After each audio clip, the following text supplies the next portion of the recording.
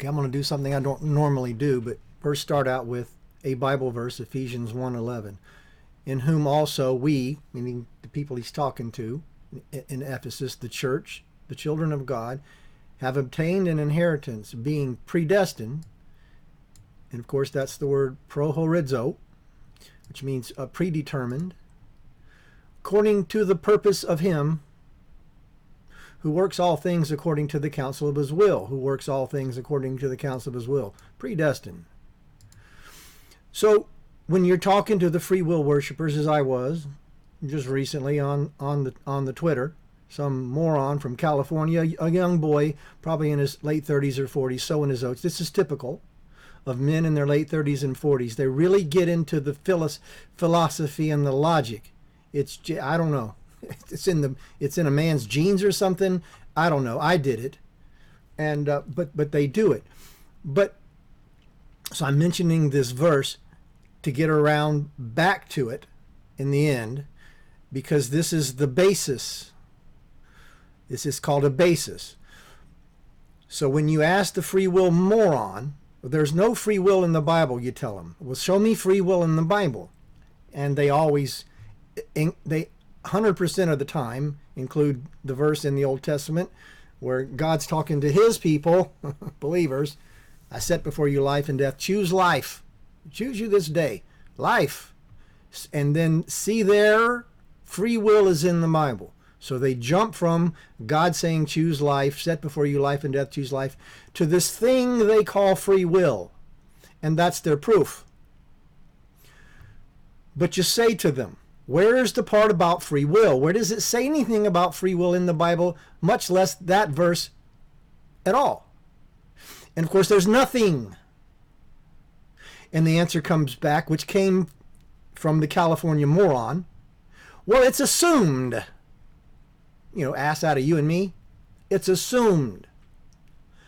But let's go to their ballpark and play their game. They still lose. Because to make an assumption requires a precedence. They call it a presupposition or a precedence. So if, for instance, if somebody's carrying an umbrella, well, you could assume it's going to rain. You could assume that because you've seen rain before. You've seen people carry umbrellas and you've used umbrellas for rain. There's a precedence to assume that the umbrella is for rain. I mean, they could be using it to shield the sun. Could be using it as a weapon. Could be using it to retrieve keys under the car too. But you could assume logically, in their ballpark, logically, according to the human logic, because there's a precedence. Umbrellas are used for rain. But in the case of the Bible, I set before you life and death and choose life. Where is the precedence for free will? See, you have to have a precedence, a concrete precedence, like rain. There's none. There's no verse in the Bible that even says free will. There's some that say free will as a free will offering or a volunteer, but that's not the will of a man that is free from what? God? Certainly not. What about your wife? Every man who's married, for any length of time, his wife has coerced his will into doing something. Well, so that's not free. So it's really stupid on its face. But logically, in their ballpark, playing their game, where's their precedence? Where's there a precedence to assume that God said choose life, that they now have some option based on a thing called a free will? There's no precedence. There's no mention of it. There's no discussion of the will of a man being free at all in the Bible. They have no precedence. And without a precedence, it becomes an argument from silence, an assumption from silence. So where did they get the assumption? They didn't get it from the Bible. Assumption, ass out of you and me. They got it out of their ass.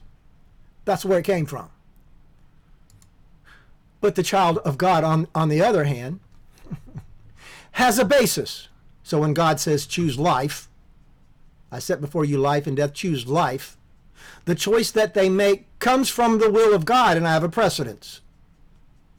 The precedence is all over the place. For we obtained inheritance, being predestined according to the purpose of him. So the choice of life and death was predestined according to God, because I got a precedence for it right here. That's all over. I mean, Colossians 1:17, the last chapter in Romans 11, and before that in Deuteronomy in chapter 28, where God spells out all the choices they're going to make, that he dictated or decreed would happen. So when God says choose life or death, I know what to assume there that's going to happen, because I have a precedence. They're going to choose life. And then they're going to switch and choose death. And then God's going to beat them. And make them, force them by threat and killing to choose life again. And then they're going to choose death. And he's going to beat them, and they're going to choose life, and they're going to choose death, and they're going to beat them. God said that's what would happen, and that's what happened. So really, there's no need for assumption at all. That's just how moronic these people are. That there's no need for an assumption. The Bible tells you what's going to happen. That's why I don't engage in this a lot. Just go by the Bible. But even if you engage in their stupid human logic, they still lose, because they have no basis for free will. They have no precedent. Just like a person carrying an umbrella, you would have no basis to say it's for rain if it's never rained before. Do you understand? Mr. California moron. Sorry, but you're a moron. Jesus said the moron man builds his house on sand. That's what you've built your house on, is sand. Yourself. That dies and crumbles.